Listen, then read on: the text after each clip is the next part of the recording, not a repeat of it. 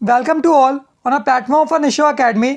आज हम class 12th की पॉलिटिकल साइंस की फर्स्ट बुक समकालीन विश्व में राजनीति का चैप्टर 3 शुरू करने जा रहे हैं। समकालीन विश्व में अमेरिकी वर्चस्व, ये इस चैप्टर का भाग 2 है। इसका भाग 1 ऑलरेडी प्लेलिस्ट में अपलोडेड है, आप वहाँ से जाके चेक कर सकते हैं ताकि आपको इसका पार्ट 2 देखने में आसानी हो। शुरू करते हैं इसे आज के टॉपिक से। भारत के मिसाइलों के नाम और पाकिस्तान के मिसाइलों के नाम। ठीक है, आप थोड़े एक्स्ट्रा मार्क्स लेने के लिए, आप कुछ अच्छा दिखाने के लिए कि इंडिया और पाकिस्तान के मिसाइलों के नाम किस तरह से होते हैं और किस तरह से इनमें डिफरेंस होता है, आप ये लिख सकते हैं। क्योंकि जो हम पढ़ रहे हैं ये बुक, ये क्या है, अंतर्राष्ट्रीय राजनीति है और अंतर्राष्ट्रीय राजनीति में हमें ये पता होना बहुत ज़रूरी है कि वर्तमान में क्या चल रहा है और क्या नहीं चल रहा है। जैसे कि आपको पता ही होगा कि आज के दिन चाइना और इंडिया के बीच कितना ज़्यादा टेंशन को देखा जा सकता है बॉर्डर के ऊपर। ठीक है, तो इन सारी चीज़ों का पता होना हमारे लिए बहुत ज़रूरी है। तो हम शुरू करते हैं। भारत की मिसाइलों के नाम कैसे हैं? अग्नि, आकाश, ब्रह्मोस, तेजस, पृथ्वी, त्रिशूल, निर्भया, नाग, धनुष आदि। ठीक है, तो जो भारत की मिसाइलों के नाम है वो काफ़ी पौराणिक होते हैं, भगवानों के ऊपर होते हैं। ठीक है, और पाकिस्तान में मिसाइलों के नाम उनके शासक, सुल्तान, बादशाहों के नाम पे होते हैं। जैसे गोरी, बाबर, गजनी, औरंगजेब, अकबर, ऐसे इनके यहाँ पे मिसाइलों के नाम होते हैं। ठीक है, तो हम देख सकते हैं कि किस तरह से इनके बीच में डिफरेंस है इंडिया और पाकिस्तान की मिसाइलों के बीच में। अगला हमारा टॉपिक है बैंड वैगन की नीति। तो बैंड वैगन की नीति क्या होती है, हम इसे देखते हैं। इससे पहले यहाँ पे एक इमेज है, आप इसे देख लो। देखो यहाँ पे क्या है, ये खूब सारे रैट हैं और एक के पीछे एक जा रहे हैं। ये वाला रैट आगे वाले से पूछ रहे हैं कि हम कहाँ जा रहे हैं, तो इससे रिप्लाई करता है कि मुझे नहीं पता, जहाँ भीड़ जा रही है मैं तो उसी ओर जा रहा हूँ। अब देखो यहाँ पे भीड़ किस ओर जा रही है, आपको दिख रहा है, भीड़ जा रही है खाई के अंदर। किसी को नहीं पता कौन कहाँ जा रहा है, सब एक के पीछे एक जा रहे हैं। यही है बैंड वैगन की नीति। वास्तव में जो छोटे देश होते हैं उन्हें पता नहीं होता कि हमें किस देश से अच्छे संबंध बनाने हैं, तो वो क्या करते हैं, किसी महाशक्ति से अपने अच्छे संबंध बना लेते हैं। और उन्हें ये नहीं पता होता कि महाशक्ति उनकी मदद करेगी भी या नहीं करेगी। बस वो वर्तमान में अपने आप को बचाने के लिए किसी वर्चस्वशाली देश की मदद ले लेते हैं। ठीक है, तो यहाँ पे हम देखते क्या है, अमेरिका से दुश्मनी करने की अपेक्षा उसके साथ रहकर अधिक से अधिक लाभ उठाना बैंड वैगन की रणनीति कहलाता है। अमेरिका के वर्चस्व में रहकर अपना हित पूरा करना, ना कि उसके साथ संघर्ष करना। ठीक है, तो सिंपल सा मतलब है, अमेरिका के साथ रह के जितना भी हो संसाधनों का अधिक से अधिक फायदा उठाया जाए और ना कि अमेरिका से दुश्मनी करी जाए। यही है बैंड वैगन की नीति। ठीक है, यहाँ पे देखो, बैंड वैगन के अनुसार सबसे शक्तिशाली देश के विरुद्ध जाने की बजाय उसके वर्चस्व तंत्र में रहते हुए अवसरों का लाभ उठाना कहीं उचित है।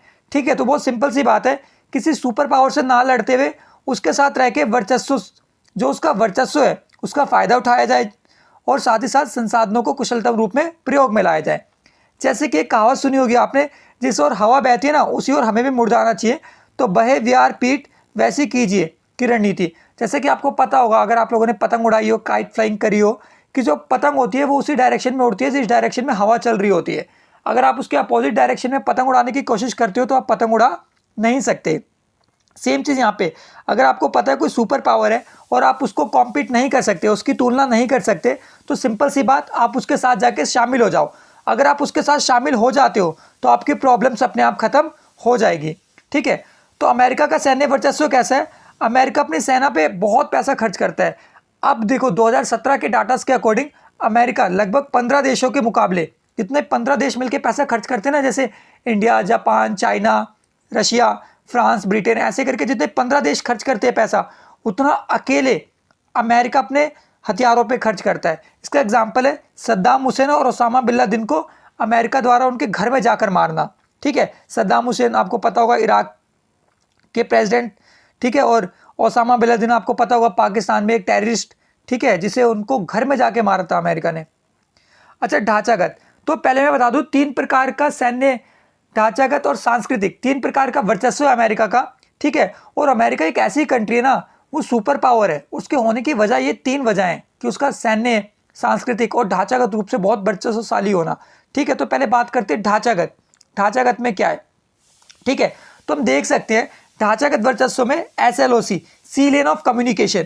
सी लेन ऑफ कम्युनिकेशन का मतलब क्या है? जैसे कि आपको पता होगा, अगर मैं एक बात करूं, मान के चलिए अमेरिका का मैप है, हमने एक बॉक्स बना लिया अमेरिका का मैप सोच के। आपको पता होगा इस साइड पे उत्तरी अटलांटिक महासागर पड़ता है। ठीक है, नॉर्थ अटलांटिक सी पड़ता है अमेरिका के, और इस साइड क्या पड़ता है, यहाँ पे पड़ता है उत्तरी प्रशांत महासागर, ठीक है, नॉर्थ पैसिफिक सी पड़ता है। तो आपको पता है अमेरिका के पास अच्छी खासी एक्सेस है यहाँ से और यहाँ से पानी में जाने की, इसे कहते हैं sea lane of communication. Sea lane of communication का सिंपल सा मतलब कि आप पानी के माध्यम से अपने संसाधनों का, अपना व्यापार कितने कुशलतम रूप से कर सकते हो, ठीक है। अब जैसे कि मैं इसको सिंपल से तरीके से बताऊं तो इंडिया का मैप, आपको पता होगा इंडिया का मैप कुछ इस तरह का होता है, नीचे से पेनिनसुला यानी वी आकार का। तो आपको पता होगा यहाँ पे क्या पड़ता है इंडिया के, बंगाल की खाड़ी, ठीक है, और यहाँ पे क्या पड़ता है, यहाँ पे पड़ता है अरब सागर। तो इंडिया का भी सी लेन ऑफ कम्युनिकेशन बहुत तगड़ा है, ठीक है, क्योंकि इंडिया के पास 3 तरफ से एक्सिस है, किसकी, समुद्र की, ठीक है। तो सेम किसके लिए यहाँ पे, अमेरिका के लिए। तो अमेरिका अपने आप ही पावरफुल हो जाएगा। उसके बाद क्या अगला पॉइंट, अगला पॉइंट है यहाँ पे इंटरनेट का आविष्कार। तो आपको पता होगा कि इंटरनेट किसकी देन है, अमेरिका की देन है। जैसे कि आपने सुना होगा जब भी हम कुछ टाइप करते हैं उससे पहले हम 3W लगाते हैं। इसका क्या होता है मतलब, world wide web, world wide web इसका मतलब क्या होता है, इसका मतलब होता है जगत जोड़ता जाल।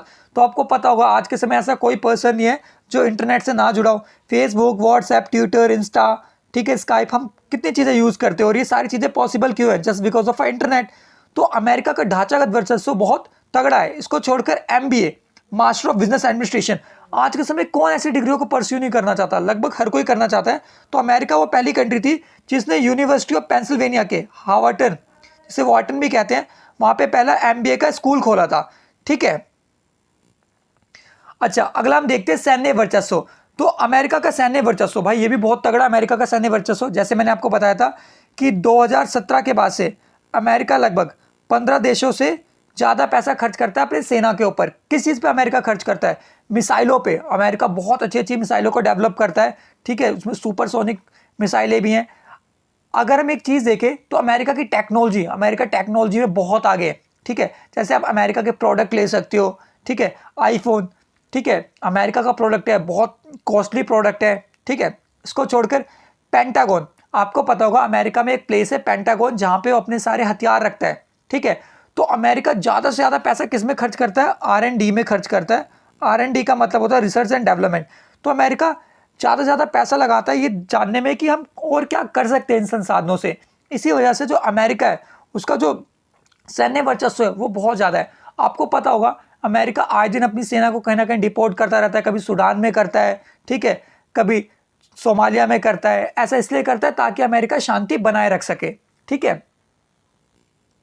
अगला देखते हैं सांस्कृतिक वर्चस्व। तो अमेरिका के सांस्कृतिक वर्चस्व से तो कोई भी अनअवेयर नहीं है, सबको पता है अमेरिका का सांस्कृतिक वर्चस्व। जैसे KFC, केंटुकी फ्राइड चिकन, आप लोगों में जो भी मतलब नॉनवेज खाते होंगे ऑलमोस्ट, या जो नहीं भी खाता होगा, हमें पता है KFC क्या होता है, बहुत बड़ा ब्रांड है।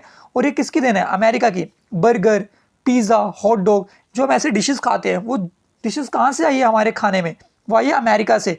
ब्लू जीन्स, आज के समय लगभग हर कोई प्रीफर करता है जीन्स पहनना, ये चीज़ें कहाँ से आई है, अमेरिका से आई है। पेप्सी बहुत बड़ा ब्रांड है। और आपको पता होगा पाकिस्तान की क्रिकेट टीम, उसकी आपने जर्सी पे देखोगा पेप्सी मेंशन होता है, अमेरिका उसे स्पॉन्सर करता है।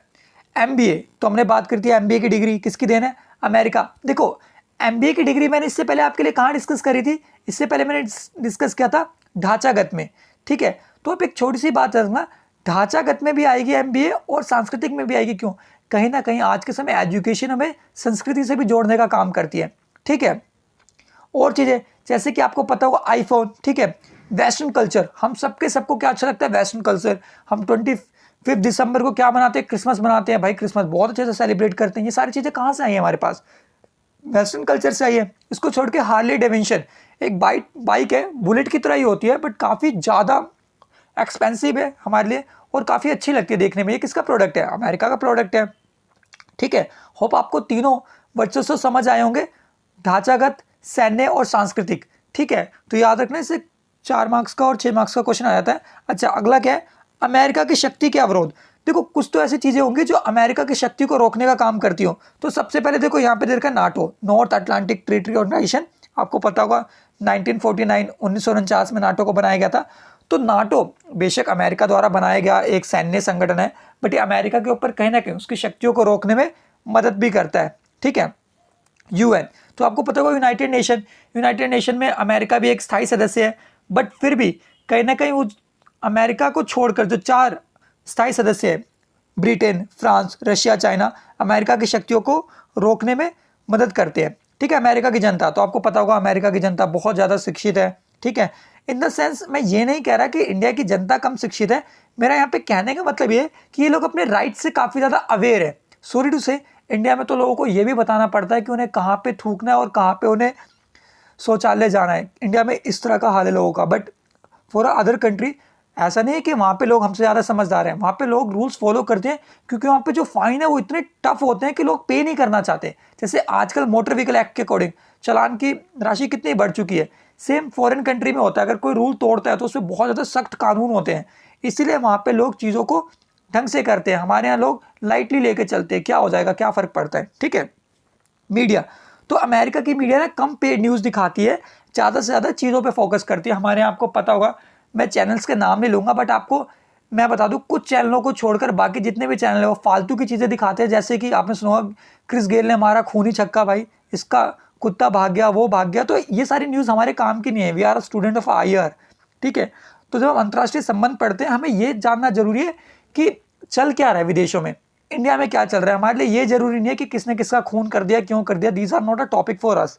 ठीक है, और हमारे यहाँ ये दिखाया जाता है जिसकी वजह से हमारी जो जनता है उसका जो माइंड होता है उसे मिसलीड किया जाता है।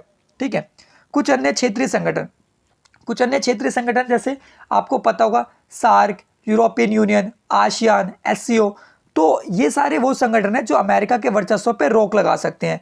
ठीक है, तो ये जो अवरोध का टॉपिक है ना, इसे और अच्छे से हम कवर करेंगे आगे। ठीक है, यहाँ पे मैंने छोटे से वे में इसे बता दिया है। ठीक है, तो जो बचे हुए टॉपिक है उसे हम नेक्स्ट वीडियो में कवर करेंगे। Keep loving, keep supporting team निशो academy. Kindly like, share and subscribe your own YouTube channel and hit the bell icon for more upcoming updates. And you can also follow us on Instagram. Thanking you for watching our video.